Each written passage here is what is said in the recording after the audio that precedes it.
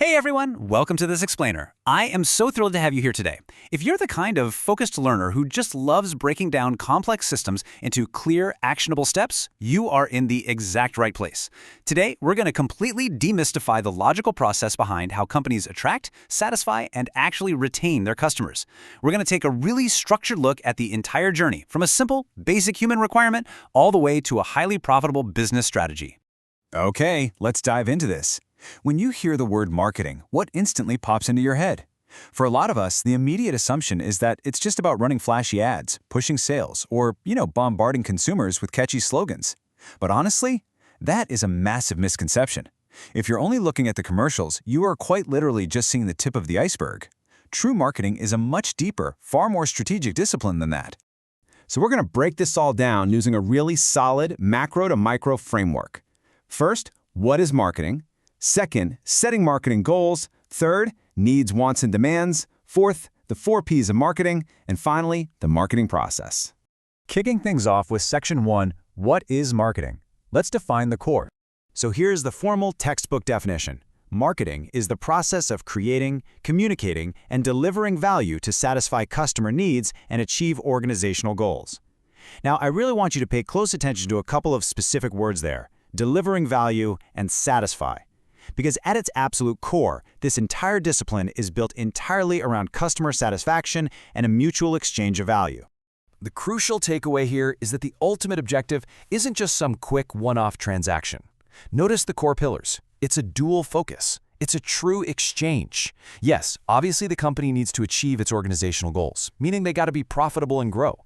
But they can really only do that sustainably by creating actual, tangible value for the customer and building long-lasting relationships. It literally has to be a win-win scenario. To make this super clear, just think of it like hosting a dinner party. You don't just fling your front door open and hope for the best, right? You strategically invite your guests. Those are your target customers. You prepare some amazing food that you know they'll actually enjoy. Those are your products. And your ultimate measure of success? Ensuring they leave happy, which is your customer's satisfaction. Marketing is basically just treating your customers like honored party guests. Moving right along to Section 2, setting marketing goals, setting our targets. Now, any effective strategy absolutely has to balance 2 very different types of objectives. On one side, you have short-term goals, like driving immediate sales and fueling business growth. That's the immediate need for profit. But then, on the flip side, you have long-term goals, like building up brand awareness and fostering deep customer loyalty. You really can't focus entirely on today's profits at the expense of tomorrow's customer satisfaction. But, you also can't just build awareness without actually driving sales either. And this brilliantly illustrates the exact balance you have to strike. Setting and achieving marketing goals is literally like planting a tree. Your short-term goal is the daily effort of watering it. That represents your daily sales and immediate growth. But you're doing that daily watering for a specific reason, so that one day you can actually enjoy its shade.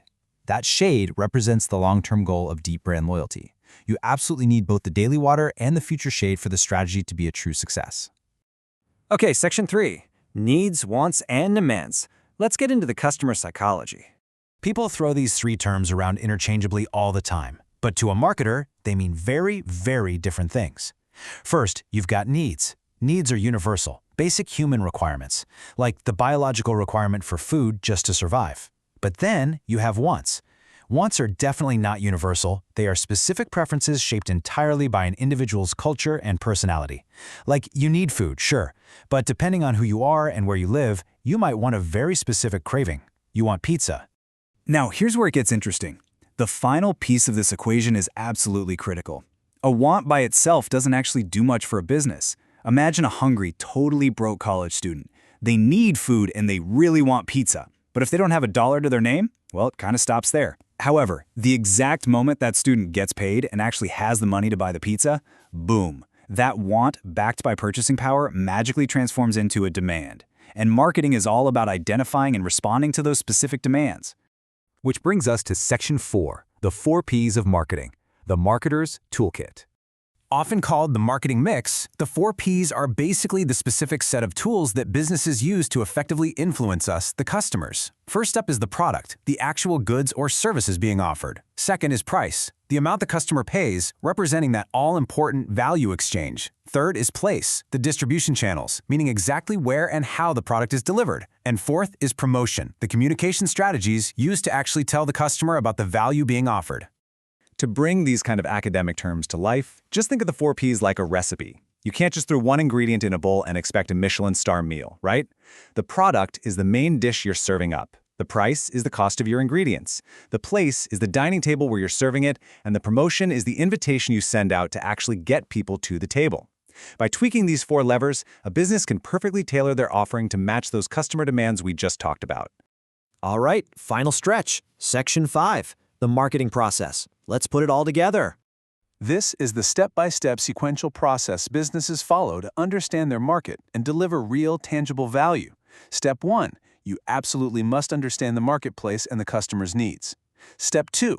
You design a customer-driven strategy based on that exact understanding.